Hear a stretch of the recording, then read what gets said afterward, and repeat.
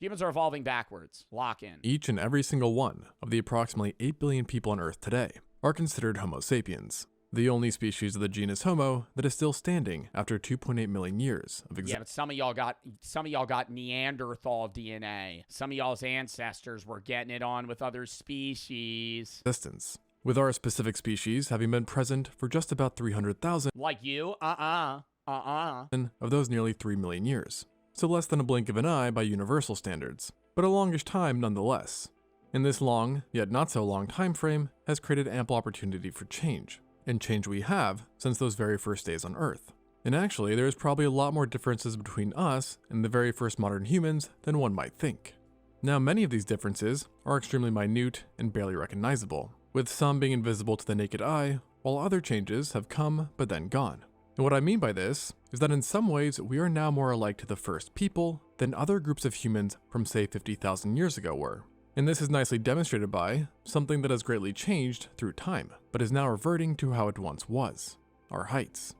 It's a common misconception Yeah, haven't we gotten much taller over the years? Or is that the common misconception? that humans have always been getting taller. And Oh, I thought that was true. Because aren't there like old castles from the 1600s where they're like 1600s castles for short people, where like the halls are really tiny and I remember seeing like videos and images about castles where like the ceiling is like 5.5 feet and you walk through it like, why is this so fucking small? And it's because the people of that time were tiny. Maybe I'm wrong. Maybe this is like a Mandela effect thing. instead, in reality, Can we just watch the vid, bro? Oh, sure thing, man. Here, you could go watch it yourself. Ban that guy.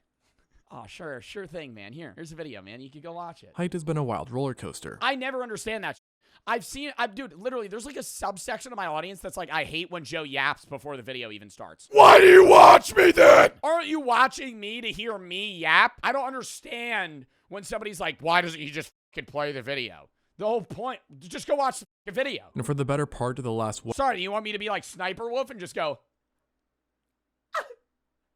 oh, yeah, because that's crazy. taller. And instead, in reality, height has been a wild roller coaster. And for the better part of the last 100,000 years, we've been on a downward trend. And What the fuck happened in that spike? What happened here? When was in the 16,000 BC, men were averagely like 6'5"? downward trend. And not to mention that while getting shorter, we've also gotten smaller proportionally. And one of the biggest changes became first noticeable roughly 10,000 years ago, when heights suddenly dropped by about 10%. And researchers believe that this may have been tied to dramatic shifts seen in the climate and our adoption of agriculture, which in the early days resulted in restricted diets and malnutrition, and thus stunting our growths. And then additionally, the presence of livestock introduced new diseases, which took a toll as well. And it's only been since very recently that we've started to reverse this trend, getting taller and bigger once more thanks to richer diets and healthcare following the Industrial Revolution. And so far we've made a remarkable comeback, rivaling height. Holy fuck! Wait, what? Dude, that happened in like 5 years. We've spiked in height as the world by that much. Not seen since 9000 BC. But on the contrary, something that apparently has not reversed yet. We're averagely the same height as people from 9000 BC now in like a 10-year span. Seen since 9000 BC. But on the contrary, something that apparently has not reversed yet in any visible ways is our bones, which seem to be considerably lighter and weaker than those seen in the earliest sapiens. No, because I drink 2% milk. Big milk. Fuck big milk. Anyways, now I feel like I got strong bones. I feel like I got strong bones. I gotta start, you know what I gotta do? I gotta start, like kicking metal telephone poles like those guys on TikTok. That'll strengthen my bones. I just gotta start like bashing my head against the wall in like scaling amounts over the days, and that'll like make me really fucking like unstoppable. Specifically, a team found that the amount of porous bones in recent modern humans might be just 1/2 of what it used to be, with the earliest of our species having bone densities and robustness much closer to what was seen in more stocky homos. What about the guy that punches trees for fun? What about that? What if I said I punch trees for fun? What about that? What if I mean, I don't know. I'm just saying that's like the Neanderthals, or even earlier hominins. And this startling drop has likely resulted in a stark limitation to our power output, as our bones cannot take the stress that they used to. and is likely partially behind the rise of bone-related diseases like osteoporosis. Now you might be wondering, why has this happened, especially considering that our diet is now pretty good. And the main suspect behind this development is actually quite clear to researchers. I feel like it's just lack of exercise. The more you do, the stronger your bones have to be. Joe Bart guess. And that is the dramatic difference in human lifestyles of today versus back then, with two distinct pulses or switches being seen in recent history. The first one again had to do with the adoption of farming, which led to less nomadic hunting, meaning people didn't need to be built for taking down absolute units of animals like they did before, having a much less physical lifestyle. And then the second, much more recent hit to our bones came within the last 100 years or so, as truly sedentary lifestyles have become much more common thanks to 9-to-5 jobs and other functions of complex society. And what's interesting, and quite concerning, is that the damage seems in some ways to be permanent. And I mean this in the sense that everyone all over the world, at all stages, appear to have weaker bones now. And even if they work out frequently. I mean, dude, I used to get stress fractures from just running. I shattered my sesamoid bone running track. I shattered my sesamoid bone running track. Not even like, oh, I fucking ran wrong. Like, I just ran a lot, and then I broke my foot from running. Your sesamoid bone, imagine this is my big toe right here. It's the bone that's, like, right there. But it was because I ran hurdles, so every time I would land, it would go like that on the ground, and it would directly hit it. You overwork your foot? I don't know. I just have, like, fucked up feet.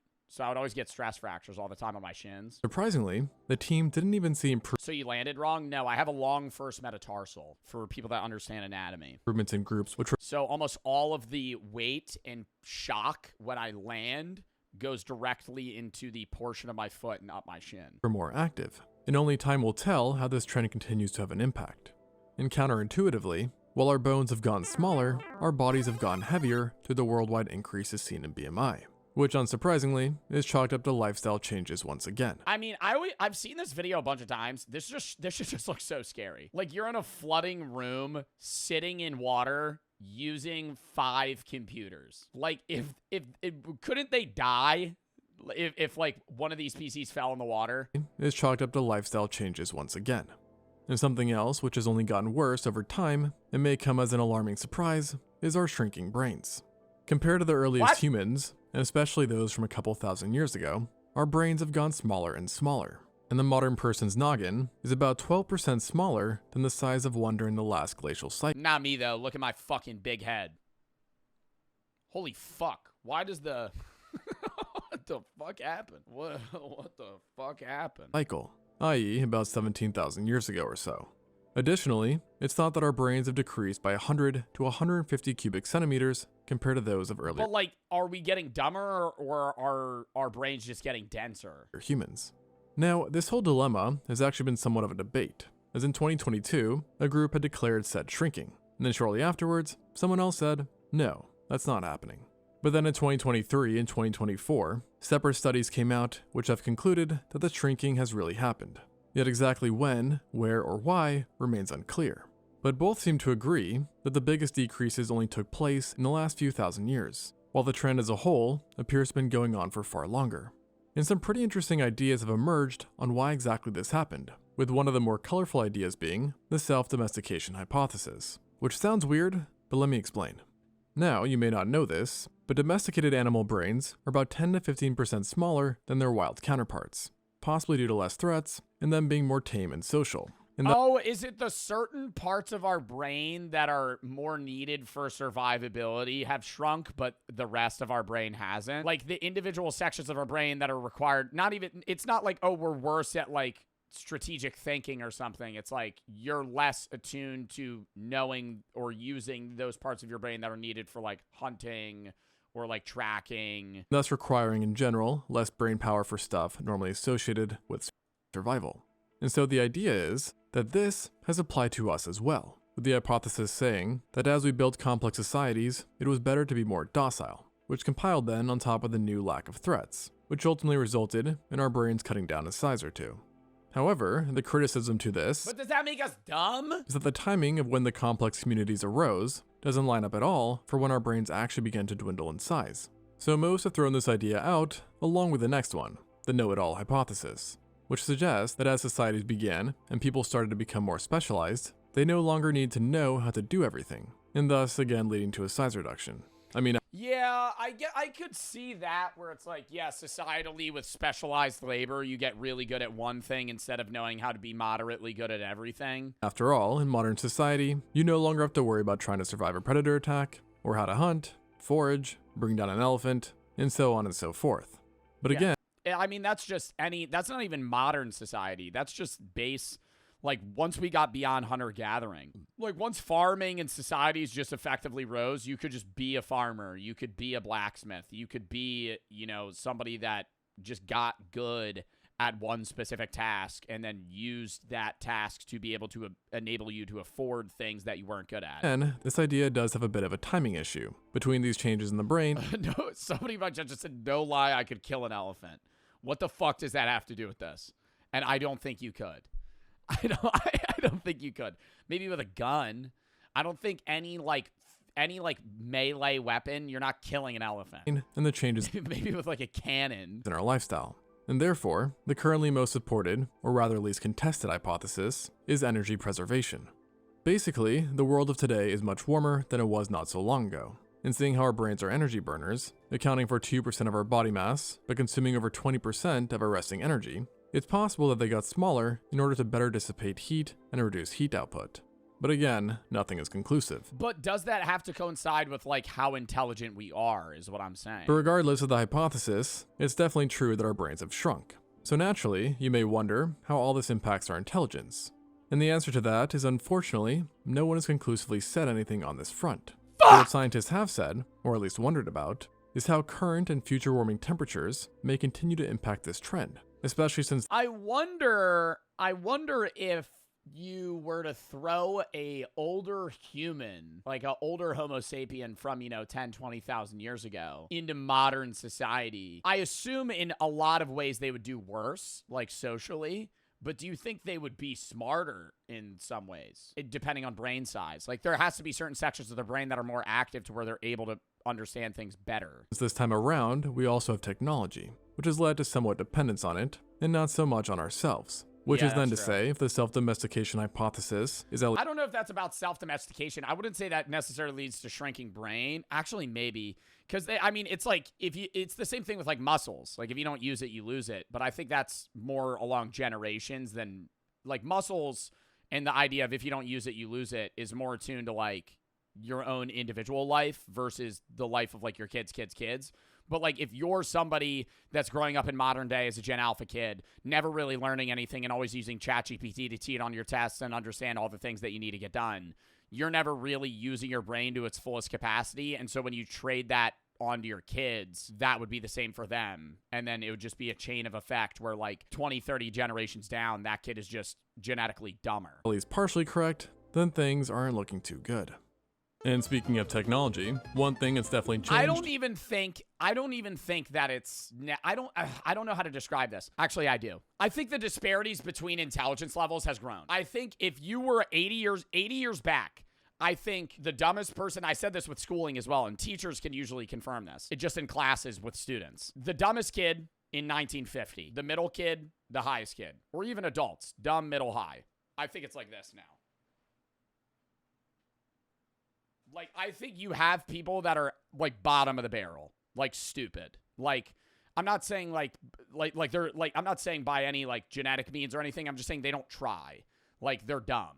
Like, they just don't care about anything. And then you have, like, the average person, which is still around the same. And then you have people that are, like, extraordinarily smart, right? They haven't abused the system to aid them in a way to where they've become lazy, but they've used it to prop themselves up and make themselves smarter.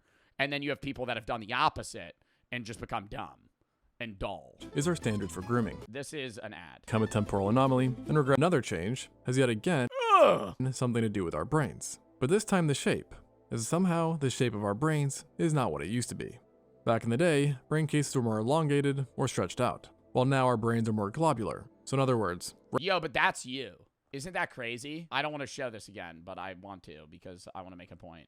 That's you. Like, the conscious part of you that went, ugh, you're looking at yourself. More elongated or stretched out, while now our brains are more globular. So in other words, round. Now, in contrary to previous things mentioned, this does not seem to be a change that is happening right as we speak, but rather something that took place a long time ago. with the current belief being that our brains reached their present shape between 100,000 and 35,000 years ago during the late Pleistocene, with earlier sapiens having more archaic, elongated brain cases. And within this rounding trend, it seems that two big changes occurred with our parietal and cerebellar regions, with them essentially bulging out. And this coincidence has led to the idea that globular brains developed to improve the function of these two areas, which is actually good news for us, as together these areas of brains are associated with many positive things, including planning, self-awareness, memory, tool use, motor function, language, and social cognition, among many other things. So basically things we all could probably use more of. In continuing the trend, it does seem that our heads really took the brunt of human changes, as another one which has popped up regards not our brains, but our teeth and jaws. Today, in many societies, well, our wisdom, that's why the majority, like, who here has gotten their wisdom teeth removed? The majority of human jaws no longer support wisdom teeth, so that's why you have to get them removed. Like, your jaw and your teeth used to be able to fit in your mouth, and now they can't. I have mine, but I think the only reason I have mine is because I have tiny teeth.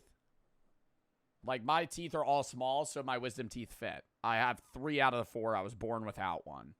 So mine grew in, like I can feel them. They're fat ass teeth just in the back. Strong, defined jaws are seen as a good thing. And perhaps this is because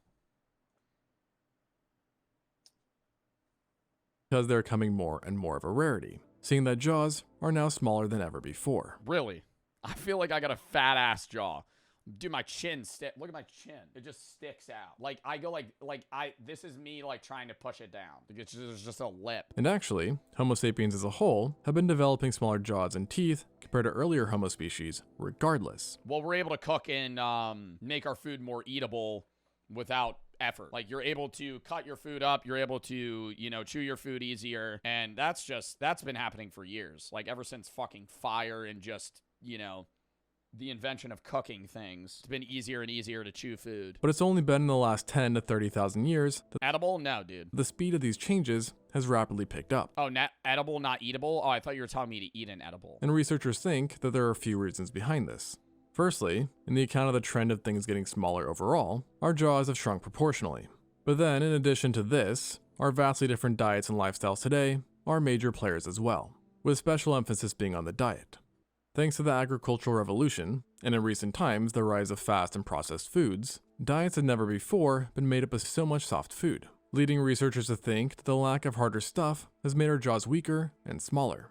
I just be chewing gum, dude. I don't know if that helps. I think it's majorly genetics to why I have a jawline. I chew a shitload of gum. Like I just be going like obsessively chew gum. I probably go through like a pack of gum every other week. But like I probably chew if I have it. There will be times where I don't chew gum for a while, but if you give me a pack of gum, I'll finish it in like 2 days, 3 days. And this has actually been replicated in research by giving animals soft food diets and studies, which have Do you think early humans were gay? Yeah. I think being gay, some people try to say being gay isn't natural. I think it's entirely natural when you look at animals that aren't even human as well.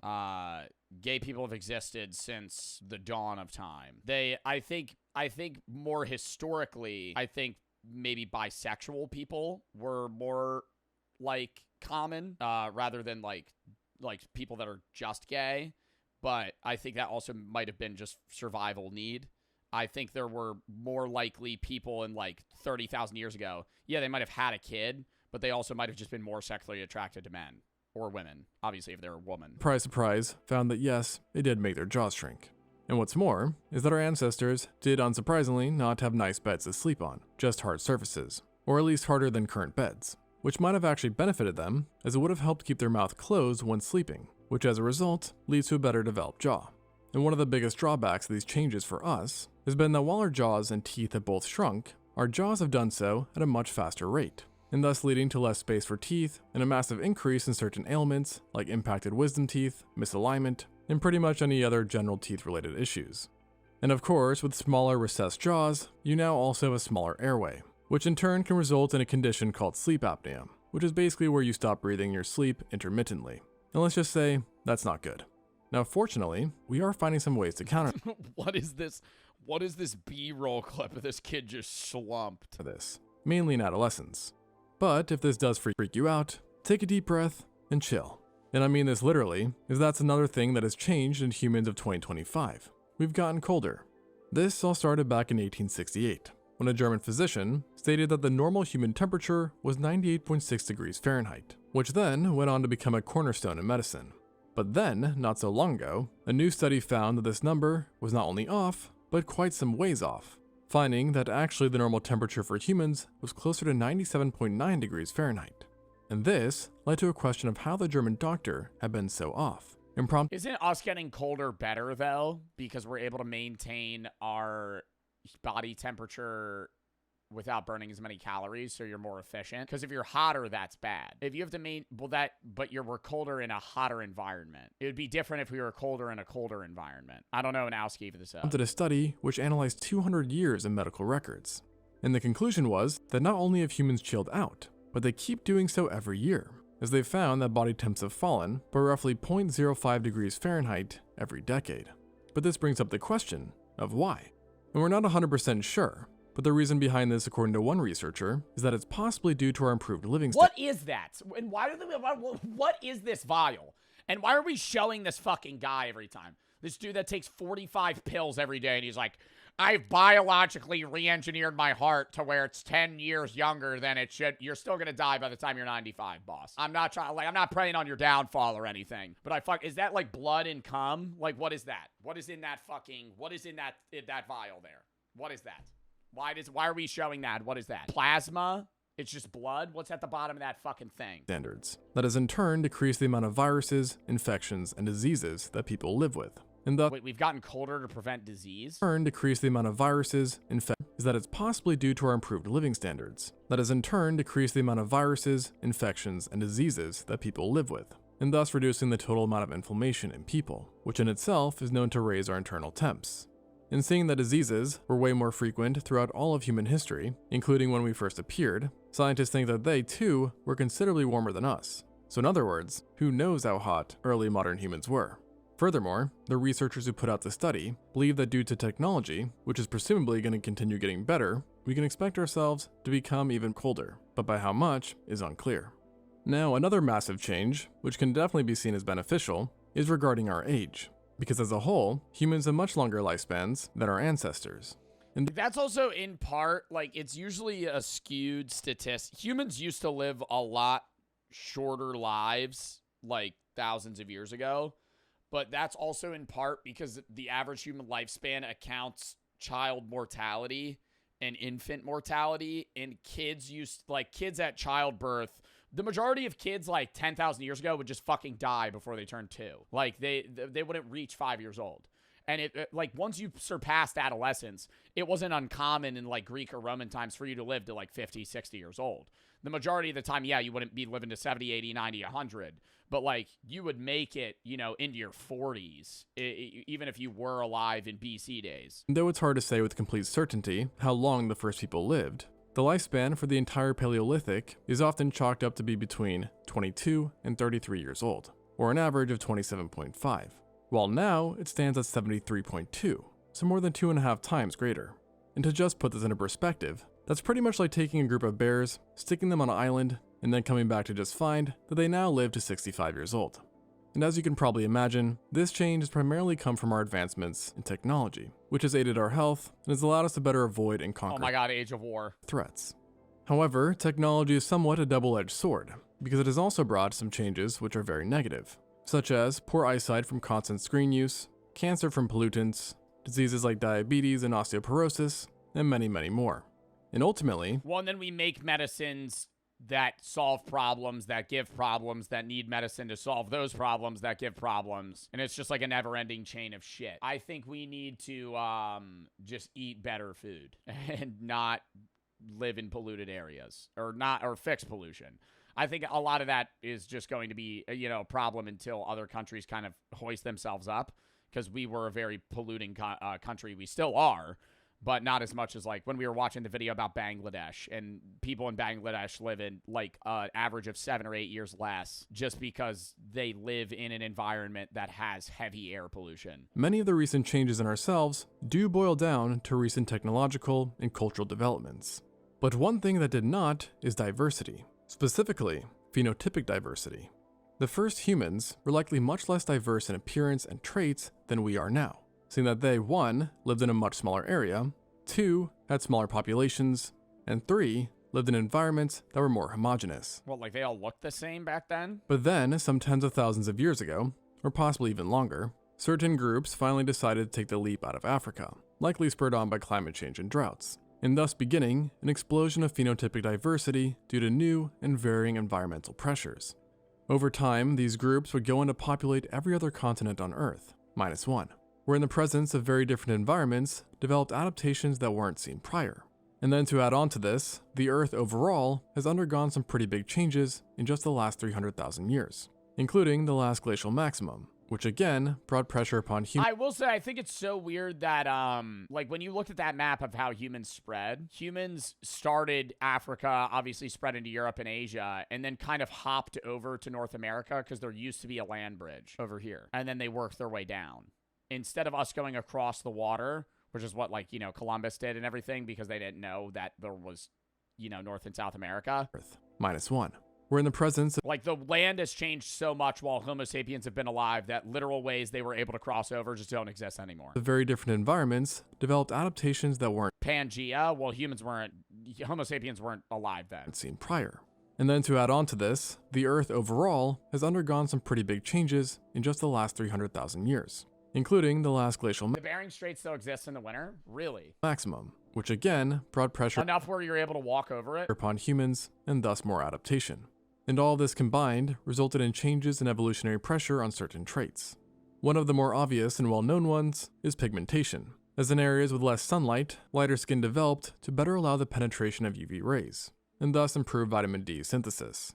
Meanwhile, some propose that eye color too has been impacted by sun levels, and certain researchers found that blue eyes, for example, became a thing as it increases intraocular light scattering, which in turn suppresses melatonin, and perhaps reduces the increased rate of depression seen when someone lives in a northern latitude and experiences shorter days. Wait, so people with blue eyes are less likely to get depressed in dark and cold environments? Depression light scattering, which in turn suppresses melatonin, and perhaps reduces the increased rate of depression seen when someone lives in a northern latitude and experiences shorter days. And then on top Wow. A little fun fact, if you have light hair and blue or green eyes, you have a like way higher chance of getting skin cancer. of skin color and eyes, straight hair popped up in some groups for heating purposes, as it allows for hair on the neck and scalp, which in turn helps keep the area warm and allows cold moisture to be removed more No problem. easily. Also regarding the eyes again, the epicanthic fold seen among Eastern and Northern Asian populations has been touted by some as being an additional adaptation for protecting the Bro, explain this shit to me. Why do I have so much extra skin on my fucking eyes? Look how baggy they are. Like, for me to stretch out my eye skin, I have to go like that. I can't see? Bro. Like, I have to, like it looks like a wrinkly ball sack. Like, my eyes. That's very common. Yeah, it's hooded eyelids. But why? Like, what evolutionarily made me have that? eye from forceful snowfall and helping diminish the amount of sun glare that one experiences. And honestly, just regarding our overall heads, we see various adaptations in each and every group, which has helped them Like, bro. Like, it's so much skin. It's so much skin. better to adapt to their environment, resulting in some people having flatter faces, different nose shapes, body builds, and so on. Now, a lot of the traits that I mentioned are seen across massive populations of people, but then we also have those that are very specific. Take the Sama Bajau, for example, a They can group hold their native breath way longer. to maritime Southeast Asia, who typically live a seaborne lifestyle and have developed traits to aid them in it. Namely, their spleens are much larger than normal, being about double that of those seen in their neighbors. And while not necessary for survival, because yes, you can actually live without your spleen, spleens do store oxygenated blood, which definitely helps out if you're trying to hold your breath for long periods of time. And coincidentally, many marine mammals in general tend to have enlarged spleens, and the Bajau people on average can hold their breath for up to 5 minutes while diving down, which just for perspective is about 5 to 10 times longer than the average human.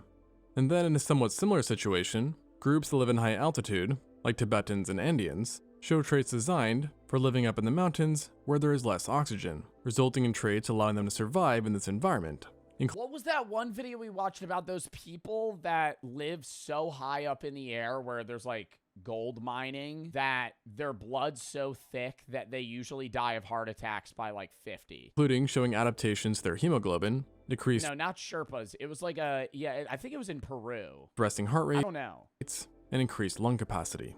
And what makes this all more fascinating is that most of these features are seen even in people from the group that don't end up actually living in higher altitudes. So another 135's light, brother. The average person in the world is unathletic, obese, and incapable of lifting weights. 135 is easy for people that lift consistently. For the average man that is like, 5'9" and like 180, they're not deadlifting 135 if they don't lift. Like, most people don't work out. Most people. in other words, they're built different. It's different if you're like naturally 6'4", 220. Yeah, you just biologically you're able to throw up 135 because that's more around your weight. But you also got to factor in people in Asia that are, averagely smaller and have like a lighter, skinnier build. However, with all that said, phenotypic diversity is also substantial, and genetically arguably greater, among populations that remained in Africa. In fact, the continent What did that say? genetically arguably Higher numbers represent darker skin color. Wow, Europe's the whitest? Really? greater among populations that remained in Africa. In fact, the continent contains the highest levels of human genetic variation than anywhere else on the planet. And evolutionary pressure here is very much alive and well, just like the rest of the world, and has continued to drive significant adaptations even within the last 10,000 years. One such example is the sickle cell trait, which alters red blood cell shape to offer protection against malaria. And this trait is found at rates of between 10 to 40% in Western Africa, despite it only having evolved some 7,000 years ago or so. Now, with this all said, it is also highly likely that the earliest humans had their own fair share of odd features based on their environment, climate, and genetic pools. And speaking of genes, that's a whole other area we could talk about, as ours are certainly quite different and always changing. Off the bat, more genetic diversity exists now than ever before, due to the What does it mean genetic variability lower? 1.3 to 1.4 lower, and then yellow's higher? Why is there such low genetic variability in Bolivia and Peru and China, Japan? genetic diversity exists now than ever Mountains? before, due to the massive increase in human population. While then additional factors like Neanderthal DNA and other extinct human admixture all just go to further increase the diversity of our genomes. And so with all these factors taken into account, you can probably understand why overall, we are surprisingly different than the people who walked the earth 300,000 years ago. And perhaps poetically, it is change itself that is the last thing to talk about, because even how we change is different today than it once was. Never before has an animal been able to use technology to seamlessly spread out across the entire world and basically inhabit any climate it wants to, while simultaneously using technology in pretty much every other part of their lives as well. And honestly, it's basically impossible to tell how our dependency on technology will have a long-term impact on our future, especially Yeah, dude, you gotta be thinking your great-great-great-great-great-grandkids might be dating a fucking AI. That'll be interesting. That was a fun fucking video, though. Imagine a video like this being made in the year 2500 about the changes we made physically because of technology. Dude, definitely that will happen if people are still alive. That was a fun video, though. Big for the 3.